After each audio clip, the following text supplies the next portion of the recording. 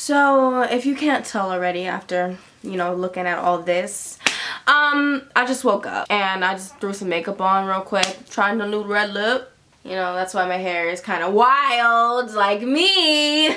Refrain from checking out my nails on this right hand, because you can check out this hand, but not this hand. I'd be fighting people sometimes and I gotta, gotta use my fingers and, my nails pop off sometimes. I'm about to make myself an artificial nail right now. Hold on. Okay. I love coffin-shaped nails. Check it out, guys. Look at me. Woo! My nails on fleek. No. I don't even know what I'm going to make this video about. This is going to be another one of those videos where I just kind of talk to the camera, and if I think of something and it sounds good, then hey, it's a video!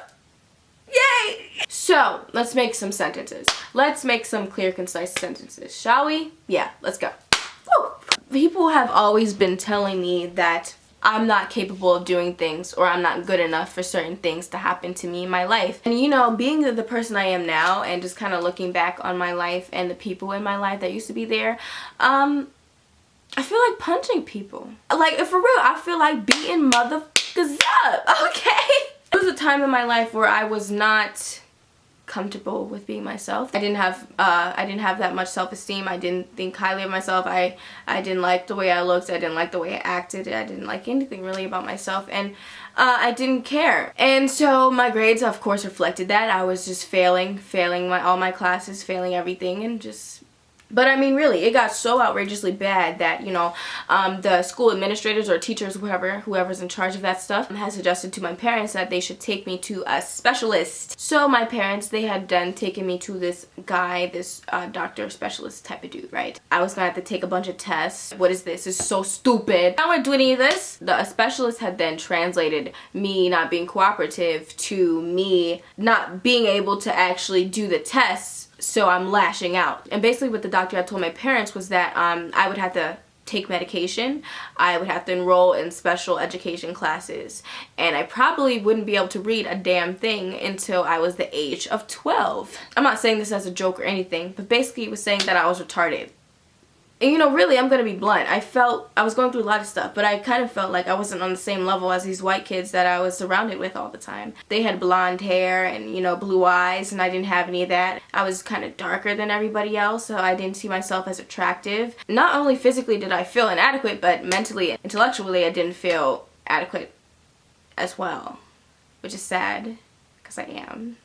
Like, I don't know where I got that mindset from, because my parents always taught me that I was wonderful, and basically I didn't even want to try to put in that effort because I felt like whatever I did, I wasn't gonna ever compare. I was in a school system that did not really seek to educate me in the way that I needed to be educated. So this school system kind of just let me fall, and didn't really want to help me up like they would other people. Basically, when the doctor had told them that, my parents weren't having it. They did not agree. Basically, for about 2 weeks after that visit, my dad would work really hard with me after school, And the funny thing about it is, at the end of those 2 weeks, I was able to read. And after 6 months go by, I was reading chapter books. I was excelling in my classes. I was doing well. I love to read and write. I like to write poetry. I got into that. I had my own journals and stuff like that. I love to read out loud and talk, And I was even doing better than a lot of people in my classes. This all happened with no extra education and just extra help with my dad after school. Every time I think back on that situation that had happened and that time in my life, I look and I'm so grateful, because if my parents weren't as strong as they were and the people that they were, I probably wouldn't be the person that I am today. Basically, don't let people tell you what you aren't capable of doing, okay? Especially coming from people that do not have your best interests at heart. You define for yourself what you can do and what you can't do, because honestly, if you work hard and you work smart, you can make anything happen. You just have to have that passion inside you to want to. You have to be able to look at yourself and see that you are capable and deserving of being successful and having success, You have to let go of all those insecurities and people in your life that are telling you can't do something, because you can do something. You can do anything you want. For all we understand and know, we have one life to live. And if we have one life to live on this freaking earth, then you better exert all power into doing what you want to do and to become successful. If it's not blowing up a building, then do it. For me as a kid, I had so much potential that I did not see.